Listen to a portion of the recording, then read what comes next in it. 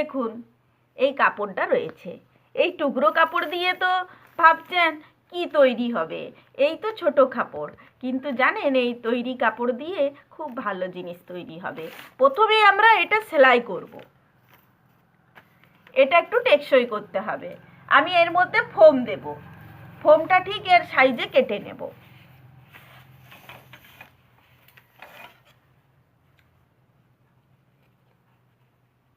দেখুন ফোমটা ঠিক কেটে নিচ্ছি, কারণ এটা খুব ভালোভাবে তৈরি করতে হবে।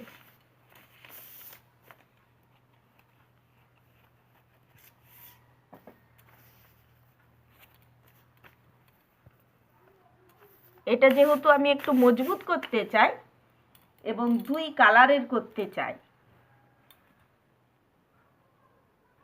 তাই আমাকে ঠিক এটারই সাইজে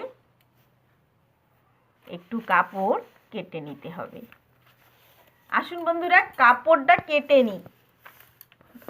দেখুন বন্ধুরা, আমি মোবাইলের কাপড় অর্থাৎ মোবাইলের খাপ তৈরি করবার জন্য নিয়ে চলে এসেছি কাপড়। এই যে মোবাইলের ব্যাগ তৈরি করব কিভাবে, দেখুন এর জন্য লাগবে দুদিকে দুটো কাপড় একই সাইজে। এটা ফোম লাগবে যাতে ফোনটাতে চাপ না পড়ে। এরপর এগুলোকে আমি সেলাই করে নেব। এটা আমি মেশিনে করতে পারি বা হাতে করতে পারি। আমি হাতে করে বন্ধুরা আপনাদের দেখাচ্ছি, আপনারা দেখতে থাকুন ভিডিওটি লাস্ট পর্যন্ত। বন্ধুরা, আমরা আমাদের শখের এই মোবাইল ফোনটি রাখার জন্য কত কি না ব্যবহার করি। মোবাইল ফোনটির প্রোটেকশনের জন্য ব্যাক কাভার, ফ্লিপ কাভার, তারপরে স্ক্রিন গার্ড, অনেকে আবার ক্যামেরা ভালো রাখার জন্য ক্যামেরা গার্ড কিনেন, কিন্তু আমরা ভুলেই যাই যে ফোনটা ধুলোবালি থেকেও বাঁচিয়ে রাখতে হবে। এই জন্য কী করা দরকার, দেখুন এই সুন্দর জিনিসটি আজকে আপনাদের কাছে আমি পরিবেশন করছি। দেখুন আপনাদের এটা কেমন লাগে। আমার এই 4-5টা দেখুন সেলাই হয়ে গেছে। এরপর আমি এটা সমান করে কেটে নেব। তারপরে এখানে জিপারও বসাবো। দেখুন বন্ধুরা, তৈরি হয়ে গেছে মোবাইল রাখার সুন্দর ব্যাগ। এখন তো আমাদের বাড়িতে 1, 2, 3টে পর্যন্ত ফোন থাকে। এছাড়া যারা ছাত্রছাত্রী তাদের কাছে তো ছোটো টাইপের ট্যাবও থাকতে পারে। এই জন্য আমি মোবাইলের কাভারটি একটু বড় করেছি। এই মোবাইল রাখার ব্যাগটা একটু বড় করেছি। দেখুন এতে জিপারও লাগানো আছে। এর 2টো পকেট আছে, এটাতেও রাখতে পারেন আর এটাতেও রাখতে পারেন।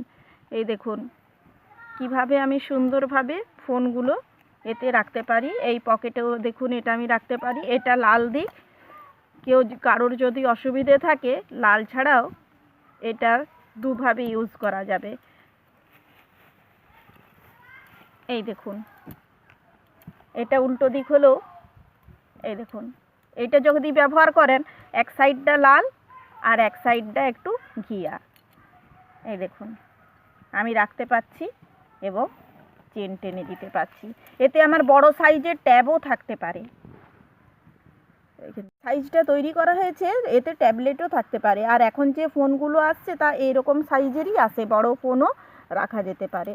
দেখুন এই সাইডটা ইউজ করলে দুদিকে 2টো কালার। তাহলে বন্ধুরা এই মোবাইল রাখার ব্যাগ তৈরি হয়ে গেছে।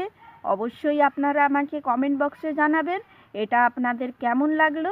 ভিডিওটি যদি ভালো লেগে থাকে লাইক, শেয়ার, কমেন্ট অবশ্যই করবেন। এরকমই সব টিপস পেতে আপনারা all type tips and blog video চ্যানেলটিকে সাবস্ক্রাইব করুন।